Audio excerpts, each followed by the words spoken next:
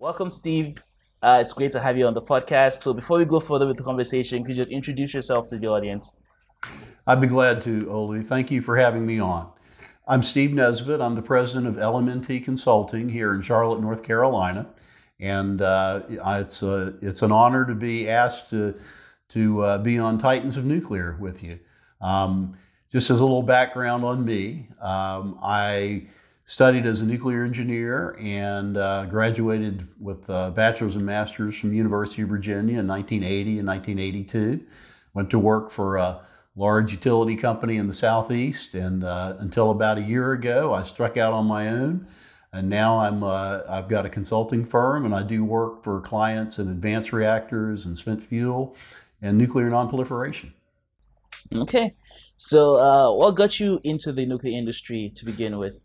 Well, at first I was thinking I wanted to go into the nuclear navy, and so I headed in that direction, and I enrolled in nuclear engineering. But after I had been in the Navy for a little while as a midshipman, I decided it really wasn't maybe my cup of tea to do the submarine thing. So I went in a different direction and into the civilian world and into the nuclear power industry.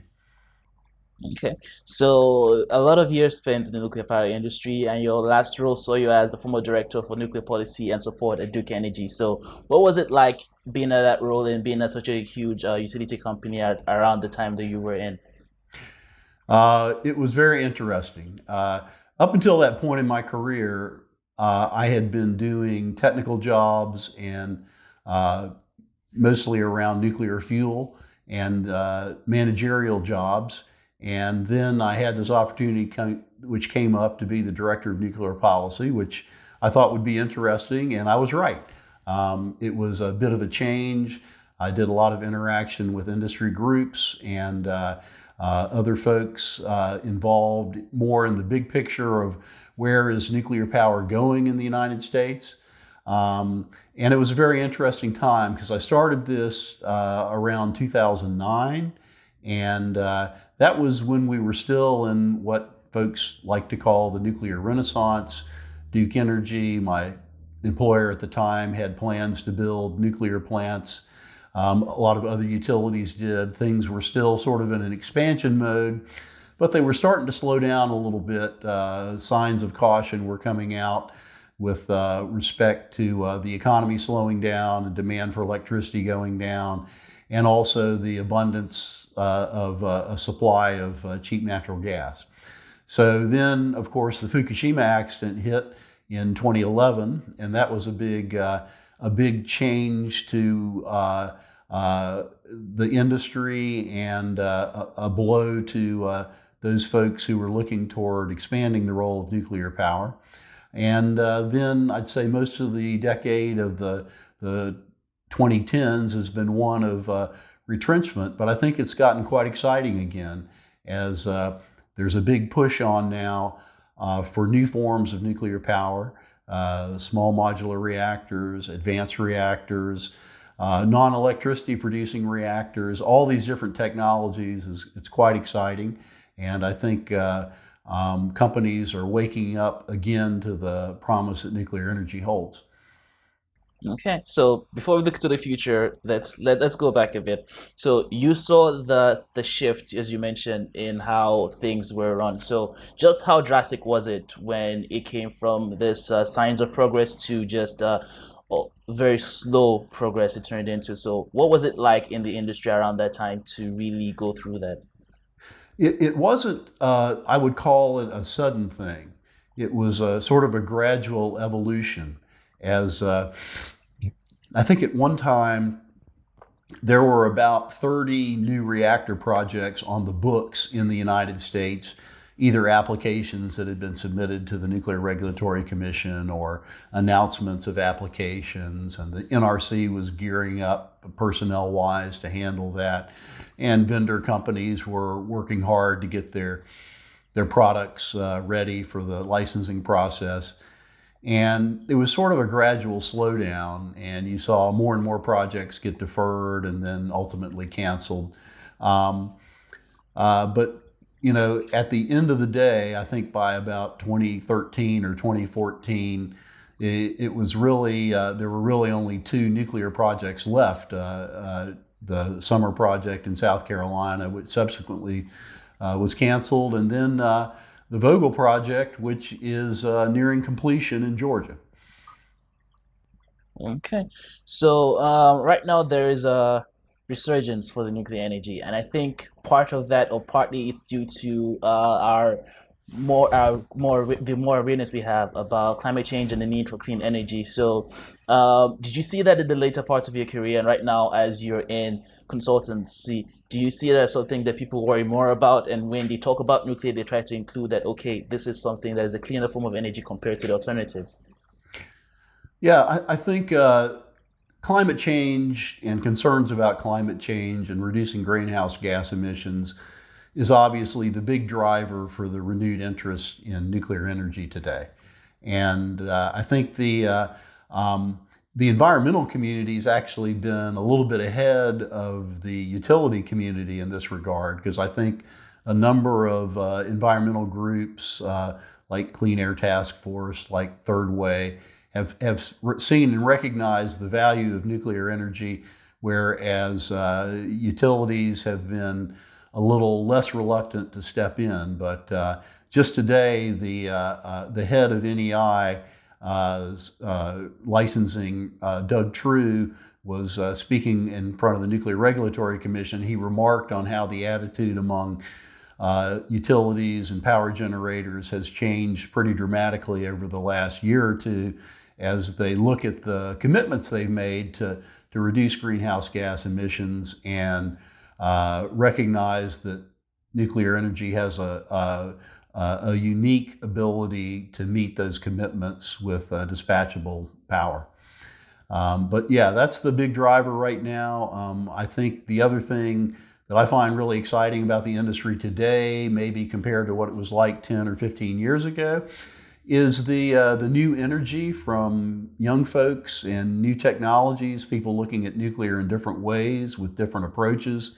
It has had a tendency over the years to get I would say, ossified, if you will, maybe a little boring sometimes because it's so tightly regulated. But I think it's pretty exciting the way the NRC is looking at revamping their regulatory structure for new nuclear plants. And I'm glad to be part of the industry efforts to work with the NRC to establish a good new framework for licensing advanced reactors. Okay. So you mentioned the environmental groups, and I think it's fair to say that not all environmental groups have embraced nuclear to be the solution to our energy problems or clean energy problems or reducing carbon emissions in the energy sector. So, what's your take on the groups that are very publicly against nuclear? Yeah. It, Interestingly, I went sort of head to head with a number of those groups back in the 1990s and the 2000s, because I was running Duke Energy's part of the mixed oxide fuel project, which we thought was a great program to take surplus weapons plutonium that the government had put aside for nuclear weapons and transform it into reactor fuel and use it up in the current generation of reactors. And Duke Energy worked on that project with the Department of Energy for a number of years, and we made a lot of accomplishments during that time. I was proud to be part of it. But it was interesting to interact with groups like Greenpeace, Nuclear Information Resource Service, and others that were just adamantly opposed at any beneficial use of nuclear energy, no matter what it was. Even though we were getting rid of nuclear weapons material, it was still something that they opposed and didn't want to see happen. So, to respond to your question, I think there are two different groups, out there in the what you would call the environmentalist community. I think part of them are theologically opposed to nuclear power. There is nothing you could do with it that they would approve of, and you're not going to change their mind about anything. The other groups are those folks that are concerned about where we're going as a planet. with respect to challenges like climate change and other challenges associated with producing energy in a clean, beneficial manner. And they're open to any potential source of energy that would prove to be both safe and practical and would not contribute to problems like climate change. So, you've kind of got the two different groups out there. You got the ones who will listen and the ones who won't. So the challenge is to keep a good dialogue with the folks who will listen and work on turning the promise of advanced nuclear energy systems into reality over the next decade or so. Okay, so going back to something you mentioned, the project mentioned that was very interesting about turning surplus plutonium into fuel. So could you just walk us through how that happened and what the stages were and what the end result of was for that project? Yeah, I'd be glad to. It's something I'm very proud of, even though at the end of the day, the project stalled and didn't come to completion. But shortly after the end of the Cold War, or I guess as the Cold War was ending, folks in the government were asking themselves what next. And a number of people did studies about, were very concerned about the collapse of the former Soviet Union, recognizing that the Soviet Union had immense numbers of nuclear weapons and nuclear weapons usable material over there. And it was the rule of law was not particularly prevalent back in the early 1990s. And there were real concerns about keeping those materials under control and making sure they weren't used as nuclear weapons in the future. So the National Academy of Sciences did a landmark study in 1994 and recommended a number of potential things that could be done with surplus high-enriched uranium and surplus plutonium. And as far as the high-enriched uranium is concerned, there was a very successful program that involved U.S. nuclear power generators paying for high-enriched uranium from Russia, giving them much-needed currency, and at the same time taking that material out of circulation as it was downblended into a form of lower enriched fuel that could be used in reactors. At the same time, the other material that can be used in nuclear weapons, plutonium, is not quite as easy to transform into nuclear fuel, but it can be done. And in fact, countries have done it. France does it routinely today. Other countries in Europe, Germany, Switzerland, Belgium have done it. And so we embarked on a program of exploring that possibility. The company that I was working for at the time, Duke Energy, was very interested in seeing if they could make that happen in conjunction with the Department of Energy. And after studying the alternatives, DOE determined that was the best approach. Duke Energy entered into a contract with the Department of Energy's prime contractor and worked on the project from 1999 through, I think, 2008. I was the project manager for Duke Energy, so we got regulatory approval from the Nuclear Regulatory Commission to use mixed oxide fuel in our reactors. It had been done a few times in the United States, most recently in the early 1990s, but it had not been done recently, and there was a stigma associated with plutonium as fuel. So as I mentioned and alluded to earlier, there were a lot of anti-nuclear groups, or I should say a number of anti-nuclear groups that opposed us. However, we managed to demonstrate that we could use the fuel safely, that it would perform very similarly to conventional uranium fuel, and we got the approvals we needed to use 4 lead test assemblies at one of the Duke Energy nuclear plants, the Catawba plant, and they were successfully fabricated in Europe, shipped to the United States, inserted in Catawba, and run for 2 cycles. And then after they were discharged, some fuel rods were shipped to Oak Ridge National Laboratory, where they were examined in hot cells. And the result of all that was confirmation that the weapons-grade plutonium could be fabricated successfully into mixed oxide fuel and would perform well in conventional nuclear power reactors. However, it kind of turned out to be one of those situations where the operation was a success, but the patient died. At the same time, the government was building a fabrication facility in on the Savannah River side in South Carolina for the fuel, because you can't make mixed oxide fuel in a conventional uranium fuel fabrication facility. It has to be done in a special facility inside glove boxes. And I was not involved in that part of the project, but a consortium of companies worked on it for years, and they made quite a lot of progress down at the Savannah River site on their fabrication facility.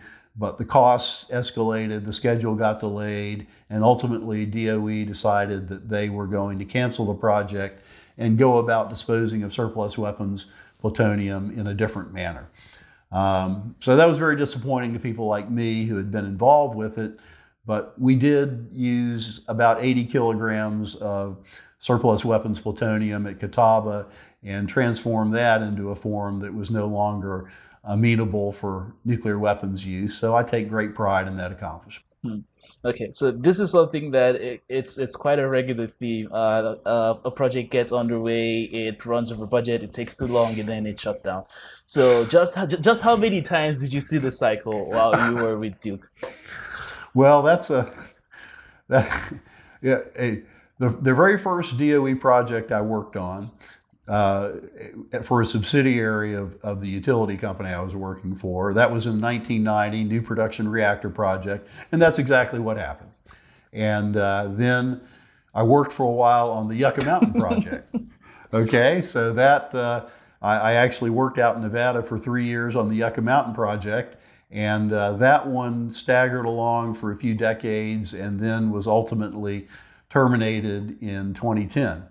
And then there's the mixed oxide fuel project, the plutonium disposition project, that is, that I just described, and that one met the same fate.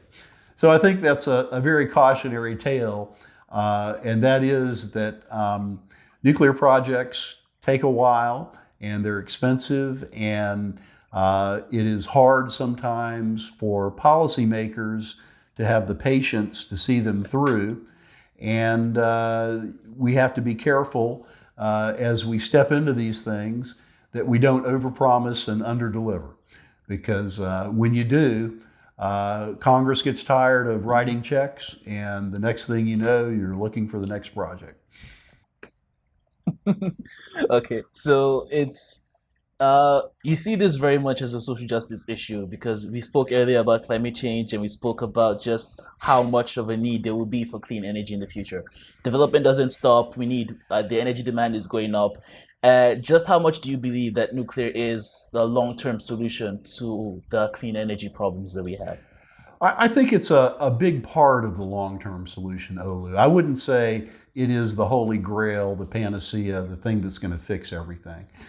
But I had the pleasure in the early part of my career working with a man named Bill Lee. And Bill was the CEO of Duke Energy, and he was a true visionary.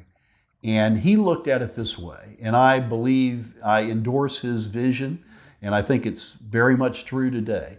But he looked at it from a global perspective. He wasn't just worried about profits over the next 3 months for his company. He was worried about what's the human race going to do on this planet. And he looked around at the planet, and there were, I think at the time, about 5 billion or 6 billion people, probably more now. And half of them didn't even have electricity. And from Bill's perspective, how can we expect that to stay the way that it is? You know, people aren't going to be satisfied in that manner, you know, to live like that forever when they know that the incredible benefits of electricity use are available to large portions of the world's population. It only makes sense from a real social justice perspective to spread the benefits of electricity to the entire world population. But in order to do that, how are you going to do that? You can burn fossil fuels as long as they last, but that is a stopgap solution and it has very adverse effects on the environment. Realistically, the only alternative in those days when Bill Lee was around for the large-scale generation of electricity was nuclear power. Now we've got other options now, and they all have their place. I mean, there's parts of the world where it doesn't make sense to plop a nuclear reactor down, but it might make sense to put up um, solar arrays. It might make sense to put up windmills, and it might make sense to use something like a microreactor to cover those time frames when the sun isn't shining and the wind isn't blowing. There's not a one-size-fits-all solution for the energy challenges that we face. But the one thing that I try to remind people is that we in the United States, at this moment in time, we feel very good about our energy situation. We have adequate domestic supplies of fossil fuels. We have growing contribution from renewable sources. But that situation is not the same throughout the world, and that situation isn't necessarily going to stay the same here in the United States. We need to prepare now for the future, a low carbon future that's sustainable, and I think nuclear will be a big part of that. Mhm. Well, that's very well said. So this idea of having a specialized or an energy mix that kind of reflects the population that you're in, especially in places that are still developing, Exactly. and you actually see this right now in places like India and China, where they have a large a large population and there's a large demand for people for energy as they come into uh, the middle class and they start to earn more money. So it's very interesting to see how they naturally adapt and just integrate their energy systems. But that's just another interesting conversation. So you spent a lot of your career as well on spent fuel management, and for such a large company like Duke Energy. So what was it like, or what were the unique challenges that came with that? Well, one of the folks that I worked with used to say, uh, nobody likes the trash man, and we're the nuclear trash men. So I kind of stumbled into the field of spent fuel management. I was asked to be the spent fuel manager for Duke Energy after my stint with the mixed oxide fuel project was over. But I found it to be a very rewarding and fascinating area. Um, it's it is truly, you know, an orphan, if you will, with nuclear technology, in that everybody wants to focus on the nuclear reactor part of the nuclear plant because that's the exciting part. That's where you get the energy out. Um, but we have to be mindful of our waste products. At the time that I assumed that responsibility for Duke Energy, one of the things we were doing was working with the Department of Energy to settle lawsuits that we had with them. People may or may not be familiar with the fact that the government made a commitment to start removing used fuel from reactor sites in 1998. And it wasn't a one-sided commitment. In return for that, the utility companies collected from customers, electricity customers, and paid to the government huge amounts of money. The fund that's associated with that now tops $40 billion. But the government didn't succeed in putting a repository for nuclear waste together or successfully put in place any centralized storage facilities or anything. So they claimed that they couldn't pick up the fuel and take it anywhere. So one thing that we did is we negotiated a settlement with the government by which we agreed what their liability would be and that we would submit a claim to them every year and they would reimburse us for the storage costs that we had incurred. And that settlement is still in place today for Duke. We also were deploying spent fuel storage, dry storage technology at our reactor sites. As again, most people know, when you discharge used fuel from the reactor core, it goes into a spent fuel pool. And it can sit there for indefinite periods of time, but the pools are only so big. And when they fill up, if you can't ship the fuel off site to the government, then you have to do something else with it. The industry came up with a solution, which is dry storage. And what that means is you take the fuel assemblies, you load them into a heavy cask, and you take the water, you drain the water out of that cask, and you emplace it outside of the reactor itself in a special facility we call Independent Spent Fuel Storage Installation. But it's just these canisters of fuel surrounded by heavy concrete shield vessels. And the fuel sits there, it's self-cooled, doesn't require any forced cooling or anything, just natural circulation cooling.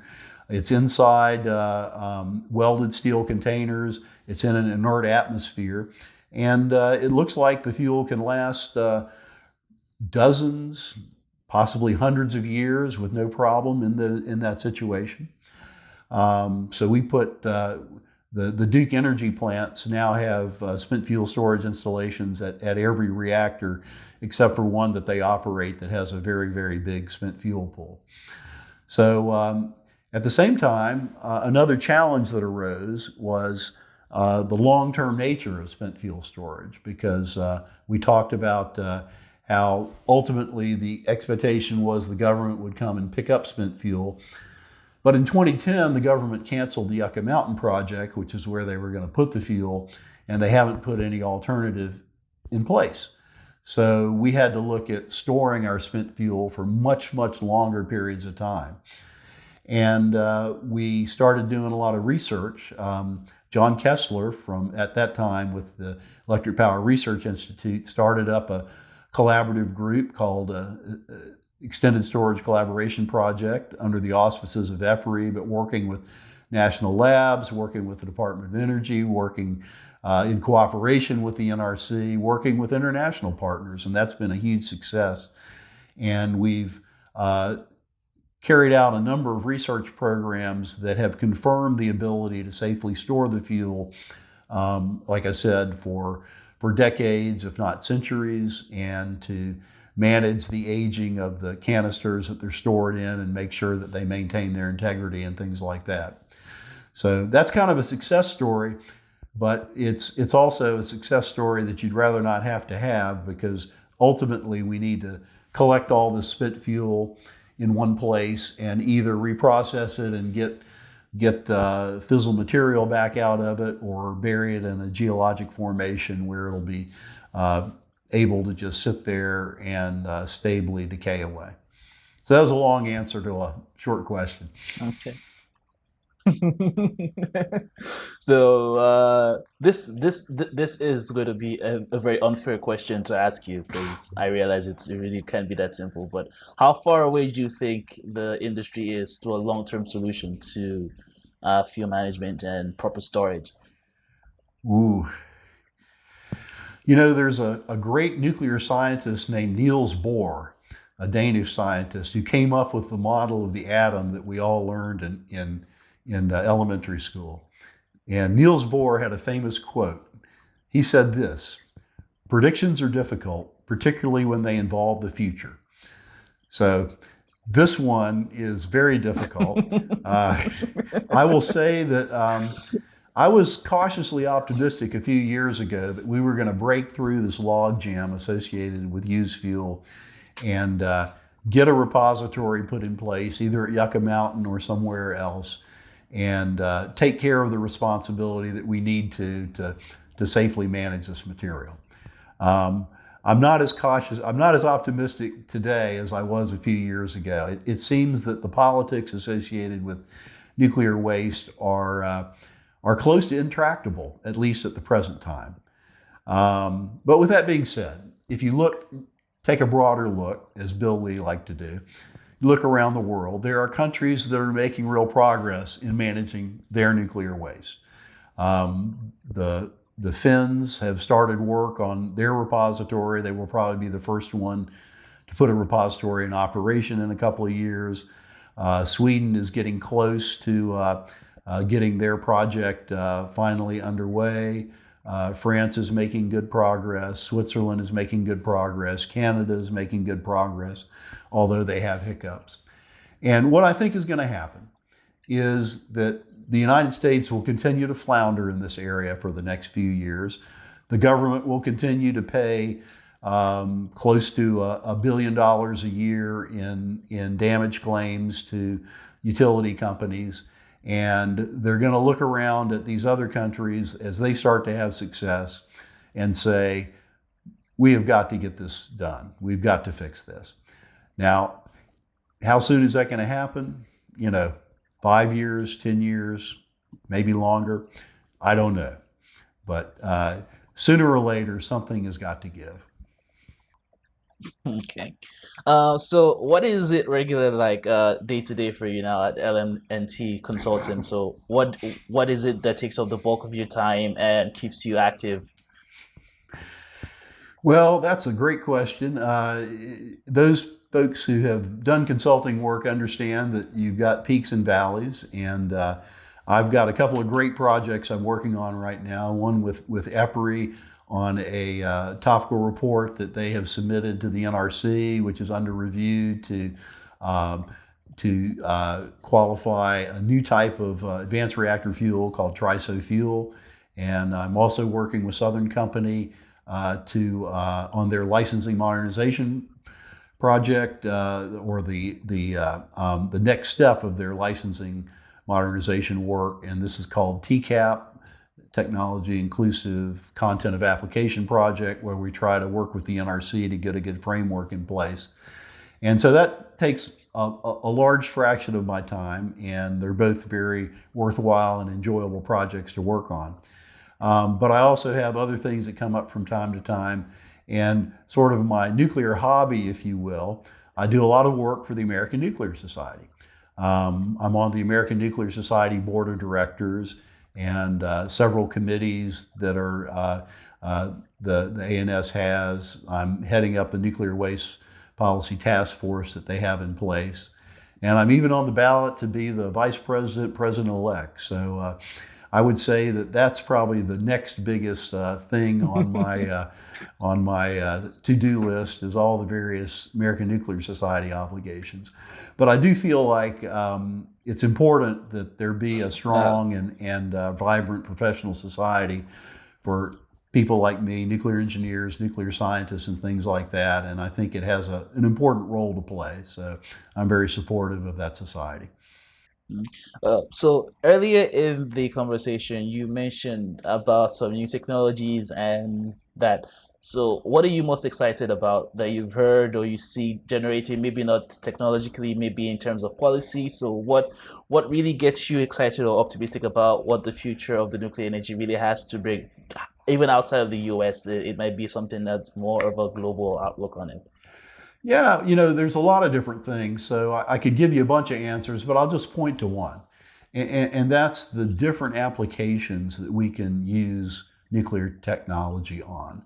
So, what I mean by that is when I was in school and studying nuclear engineering, everything was about nuclear power. So, you'd have a big reactor somewhere and you'd hook it up to a Rankine cycle and you'd make steam and push it through a turbine and spin a electric generator and make electricity and sell it. And that's what we all did. We all operated big reactors. Well, now I think there's a lot more appreciation for the various different types of things that nuclear technology can be applied to.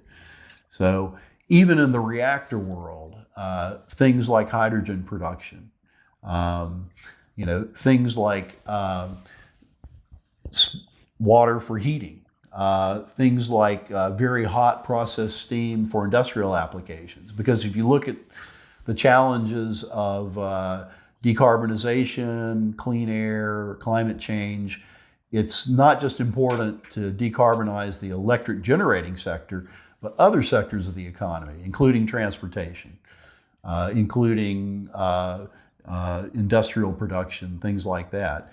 And I think with the new and different kinds of reactors that people are looking at, smaller, more flexible, different coolants than water, I think they are amenable to many of those tasks. I mean, how neat would it be to me to have a micro reactor at a small town, a community in Alaska or Canada, where otherwise, in order to have electricity, over the winter time. They've got to truck in diesel fuel and run a diesel generator, and just the terrible environmental consequences associated with that. When you've got an alternative, maybe like a microreactor that could take care of that. So, and that's just talking about things that are reactor applications. But even beyond that, all of the medical technology applications of radioactive materials. I think there's an increasing understanding among society of how important it is to be able to use radioactive materials for not just diagnosis, but for treatment. And that touches a lot of people's lives. So, like I said, the profession is very wide and broad, and there's a lot of really different things that you can do with nuclear technology. But the idea of taking advantage of just all of the technology that's being developed in all sorts of areas, whether it be electronics or whatever, and marrying that up with nuclear power and nuclear technology and making the world a better place is just, I think that's what it's all about. Yes, it is. Thank you so much, Steve. It's been wonderful talking with you. Thank you so much for being on the Titans of Nuclear podcast, and I really appreciate you giving me this time. My pleasure, Olu. I have enjoyed the conversation, and thanks again for the opportunity.